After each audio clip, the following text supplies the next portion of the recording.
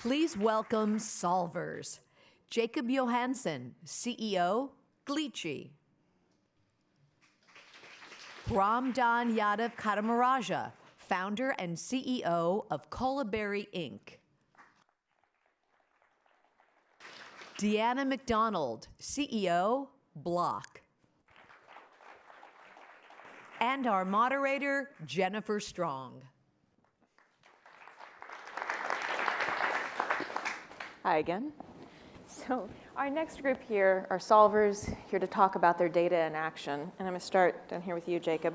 So you're building and expanding software called Virtual Grasp, which automates the highly complex process of creating movement for artificial hands, am I right? So how are you using data to do this?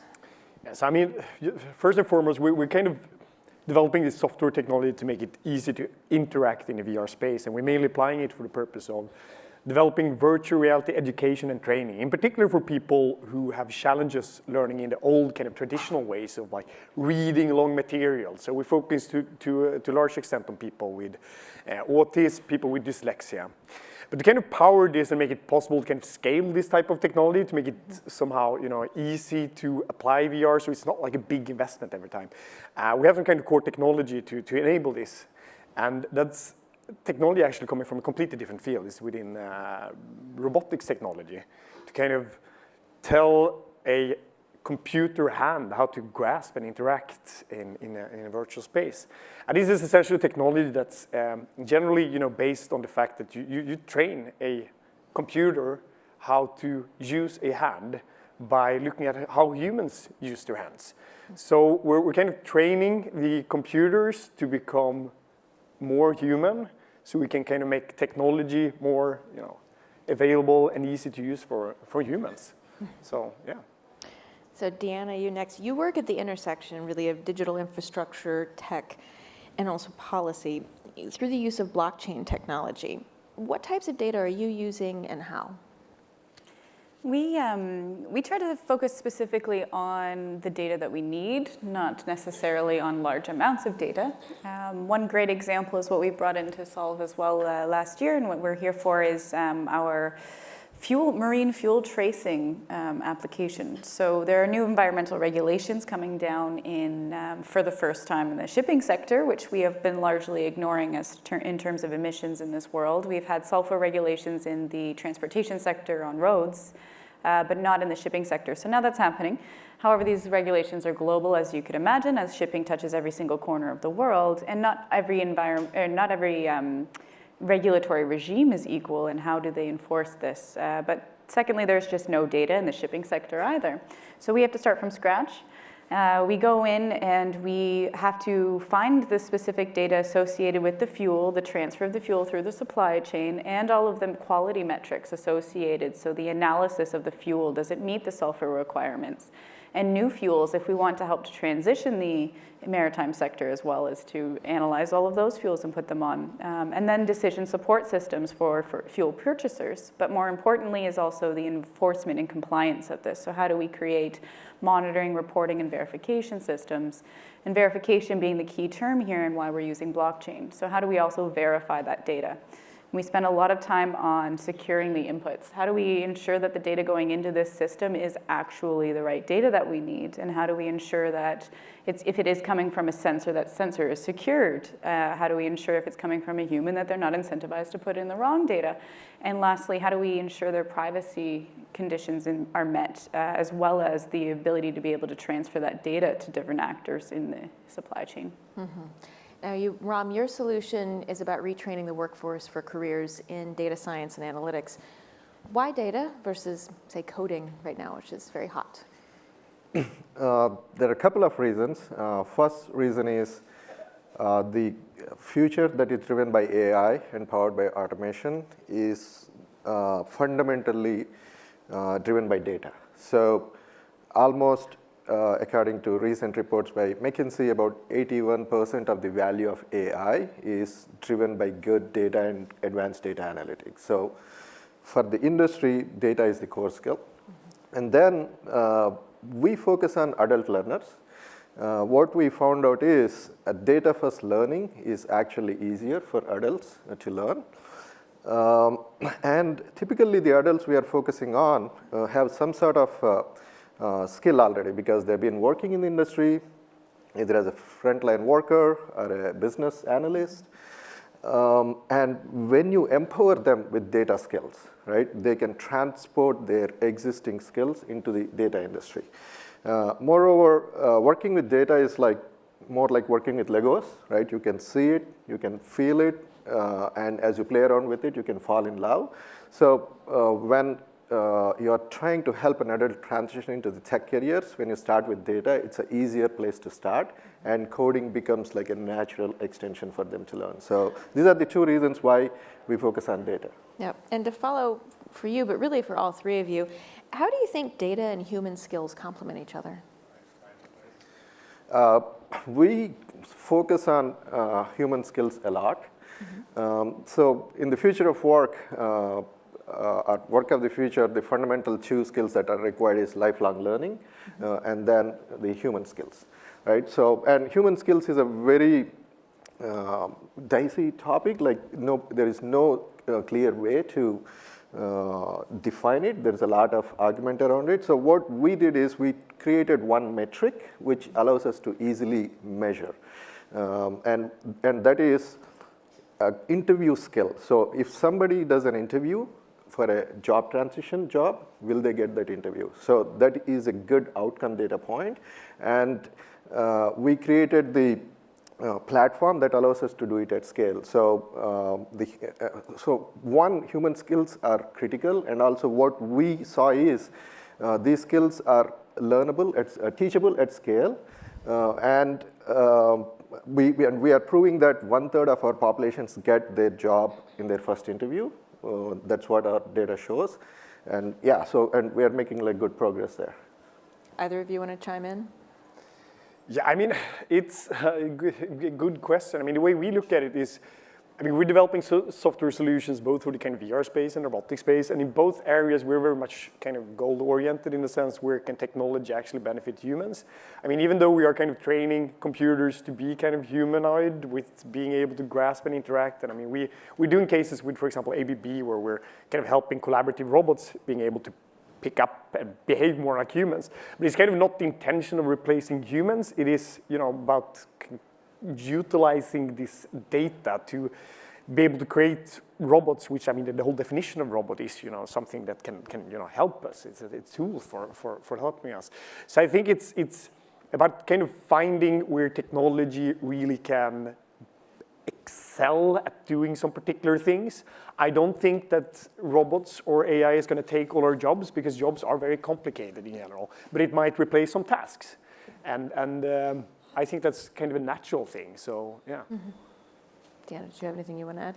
I think maybe also just to add maybe another dimension to it, I think there are areas where it does complement for sure our skill sets, where we're better able to use that for personalized learning, for adaptation and recognition of or rebuilding our brain circuits even. But I think there's also a very big danger right now, especially in utilizing these data sets to define ourselves in marketplaces or in, for example, the phenomenon of the internet and the data points that we have also deterring from us getting jobs and providing different kind of profiles about us that aren't necessarily true to who we are. And just to kind of maybe wrap in on that point there's a lot more that's not explained by data. Emotional and cognizance and rationality that we have as humans that aren't necessarily something we can read off a spreadsheet. So I think they're complementary, but I think there's probably a delineation we should also be very aware of as well. Sure. Something else I want to ask you. I mean, marine transport is responsible for something like 90% of global trade. It's a very powerful thing, but it's also pretty set in its ways. So what's it been like to be an innovator and also just kind of in that space trying to move that sector forward? It's difficult, but I think one of the things, so we focus predominantly on collaboration and on building technology for the industry. They define the problems, and we build consortiums around the supply chains that we're addressing. So we bring them to the table, and by them I mean industry actors, policymakers, academics, technologists, And we negotiate between us what we want, what the problem is first, and whether or not blockchain is even a solution for it, or even technology in general. And if it is, then how do we build that and learn from it together? How do we validate it and iterate on it? And from there, if that's successful, we'll scale it. So in that respect, we bring the industry with us along that educational path. And I think that's a very important aspect in any industry. And secondly, we do a lot of outreach, we do a lot of engagement, we do a lot of workshops, we do a lot of one-on-ones, and we take our time to not define the technology for the technology's sake, but instead we spend a lot of time working with, these are, naval architects and engineers. They're pragmatic people. What am I using this for? Am I a seafarer that has all my certificates in a big binder that if it falls off of a ship, I'm out of work for a year? Or you're talking about electronic certificates? Okay, that makes sense to me. Sure. So it's always contextual, but it's especially in this sector where they're using telefax, maybe WhatsApp if we're lucky, and wherein the ships have not changed since we started shipping things around the world, and we're coming in and saying, hey, blockchain, and now we're integrating with synthetic DNA for the tagging of the fuels. Just trust us, blockchain, synthetic DNA, we're the kids of the future coming to, it's a fine balance. Okay, fair enough. I say that, but I've been on a couple of container ships in the last year to look at things like smart contract. Exactly. So, okay, fair enough. Now, this is a question for Jakob first, but really for all of you. I want you to kind of look ahead and think about from your own experience, where do you see opportunities for what you do and the tech you work with to really advance data for good going forward? Yeah, I can start off. We are quite focused on the VR space at the moment. Of course, we are experimenting with everything from AR and robotics in those kind of contexts as well. I think both of those technology areas is a little bit further away, whereas in virtual reality, we kind of see that the technology is very much here and now. We can actually do proper things today with it. It's affordable, it's accessible. The research really shows that VR can be used from everything, which we are focusing to a large extent on training, certification, helping people that need to learn any kind of new task, from be it mathematics or learning about history by actually traveling to Rome, or learning about new culture by visiting China. So I think there's a lot of kind of potential in it, and we've seen so many other aspects of kind of how this technology can be used for different purposes. We see now, some of the biggest challenges we have globally, I think, you can see how virtual reality, as one of many other tools, can be used. It's not going to be a solution in itself. It's going to be kind of one tool to kind of benefit all this. But we have a huge challenge in Europe at the moment with a lot of immigrants, and we see a big counter-reaction from a lot of political parties that kind of want to close the borders. And what we see, for example, with VR is that you can use it as a fantastic empathy machine by experiencing how it is to be in someone else's shoes. We've seen that, in VR, you can actually reduce kind of this implicit bias. You can actually prove that people become less racist by just being in VR with another person's, in another person's body. So I think there's some kind of fascinating things where this technology really can make a significant difference for humanity as a whole. So yeah. For sure. Sure. I'm excited about the possibility of development of human skills at scale. Basically, printing books allows to democratize knowledge where more people could adapt. Similarly, human skills are learnable. So using technology and finding innovative ways, there is opportunity to develop human skills at scale. If we take, as for example, we just created one KPI, one job interview equal to one job. So it's a simple KPI. Similarly, it's just related to our context. So by simplifying how we look at the human skills, what are the outcomes that we are looking for, we can repurpose and develop technology so that we can develop human skills at scale. And also, it's pretty context-driven. Like when you're talking about human skill, it's a context-driven. It changes from context to context. This human skill that is required by an analyst versus a developer versus a salesperson, they are all different. So if we can contextualize what human skills are and simplify the metrics, we'd be able to develop them at scale. Sure. Deanna, same question for you. How do you see blockchain technology driving socioeconomic change?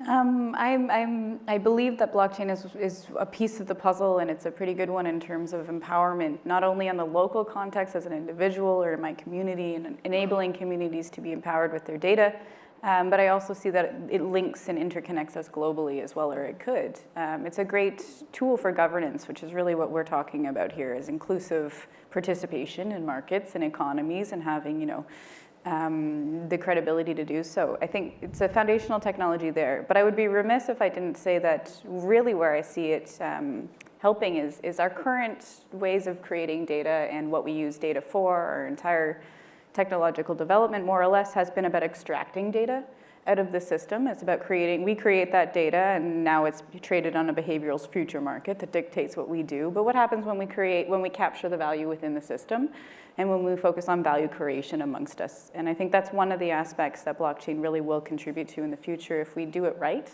and if we design for a future wherein we can create value together and we share in that value directly between each other, peer-to-peer, individual to individual, business to business, rather than having these intermediaries that are predominantly extracting that data out and using it for themselves. And kind of to that end, Ram, 70% of your users are from underrepresented populations.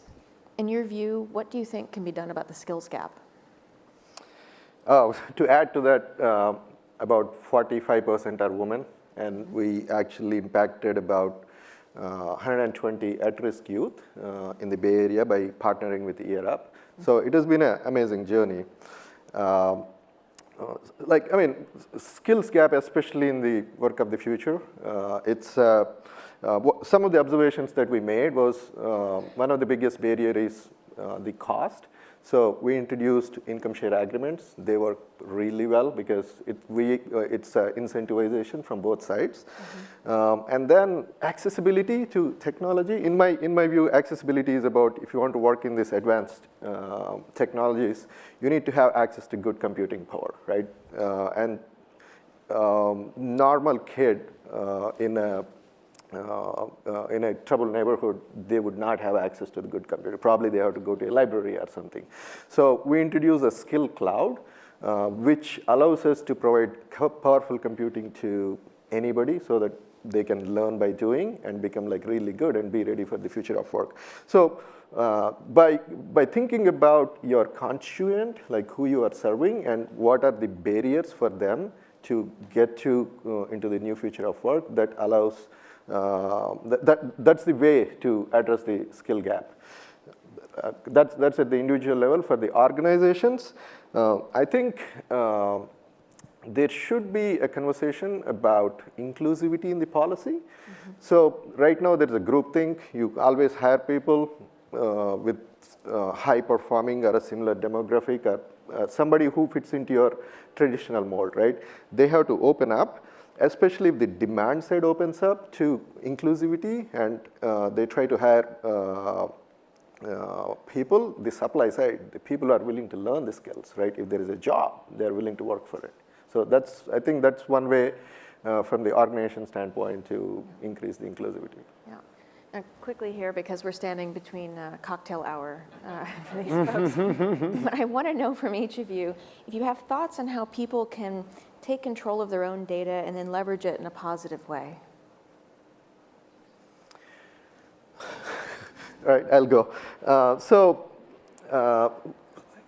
We found that data can be used in a very powerful way for human development, right?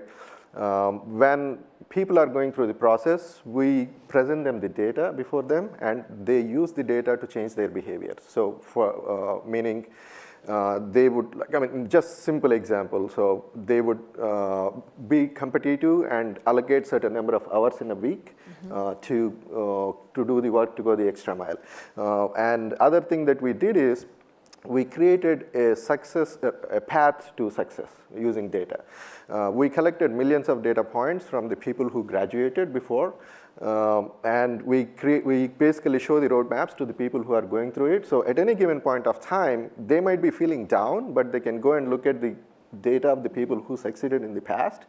so that they know, okay, I have a shot, I still need to keep working. So that data could be used in a powerful way for human development. And then as individuals, if you learn how to understand data, how to navigate data, you can better your life. You can understand what better career opportunities are there. So it's just a powerful tool for data can be used as a very powerful tool to change your life. Any closing thoughts, either from Deanna or Jakob? Not really. I mean, it's one aspect of big data and kind of the profiling individuals, which is like obviously a huge problem with the power that Facebook, Google has. I mean, the kind of data that we are collecting in terms of kind of how people are using their hands and how you're kind of grasping different objects is not necessarily useful in itself for individuals. It is more how we apply it and that we can actually enable people to kind of use the data we've collected and improve kind of how you can interact naturally in a virtual space. So I mean, the whole purpose is essentially to help people, but the kind of data collection is kind of the purpose of it is very technical in this kind of context. So It doesn't have to be exactly that, but do you have any closing thoughts? I like your critical stance there. Yeah, I think we should be empowered to kind of own our own data, especially when it comes to our skills, when it comes to our motor functions, not to have that data, for example, expropriated to identify us in CCTV, because that's exactly what I would use that for if I flipped that.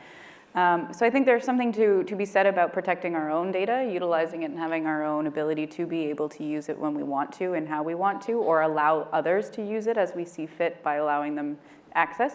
But I do not see that we have that alternative right now. And as it stands, 98% of our apps on our phone are owned by Facebook and Google, and pretty much all of the services offered to us that we can, find value right now are offered. So I think until we have that alternative, I'm not entirely convinced that we have data for good or that we can build data for good until we know that the data rests on a foundation that we control and we are empowered to utilize. So I think it's not there. I don't know. But I hope that in the future, or I hope that we can build that alternative for data. Well, to that end, I asked the last group if they pull out the crystal ball and think about going forward, something they believe they will see or something they would like to see in terms of data for good. I would like to really see us start to call it for what it is, start to name the unprecedented, which is happening, just at the very least awareness about the topic of how our data is currently being used and how we are not involved in that conversation as it stands. So for my crystal ball, it would just be that we're having actual forums and discussions like this one and more that discuss how we want to go forward and how we want to build our future with data. Yeah, so I would say businesses need to open up to hire based on data instead of resumes. One of the experiments that we did where we helped a Fortune 500 company, the first hire they did was somebody who was rejected for 3 years. They were trying to get into the company. They were rejected, but once we presented the data, light bulb went on. So expanding to data-driven hiring will allow to, extend the talent pool significantly, and that could change the game because we know we are dealing with data biases and artificial intelligence being the learning of the data being done by very small segment of the populations. Just opening up your hiring pools, talent pools would be using data for good.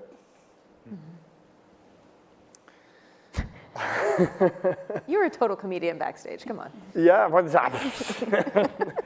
No, but I think it's an interesting topic, and I think there's like a fundamental difference to kind of some of the aspects we're talking about here in the sense of like big data and how you can profile people and this aspect. And I mean, I'm not the kind of person who's kind of necessarily want to close in. I mean, as long as the data about me is somehow private, I mean, I don't bother it kind of going away. The problem for me is that it's being monopolized. I mean, that's a big issue. I see that, some people have a lot of power over the data that's being produced. I mean, I would love to see some kind of solution where I can just click a button and say that every data point that Facebook or Google is collecting is also going to a completely open source kind of solution that's privatized, and everyone can use it for any kind of good, so we don't kind of monopolize it. I think that's, I mean, for me at least, personally, like the big issue, and hopefully something like that could come at some point. Yeah. All right, well, that'll do it for us. Thank you, everybody, for sticking with us. Wine. Thank you very much.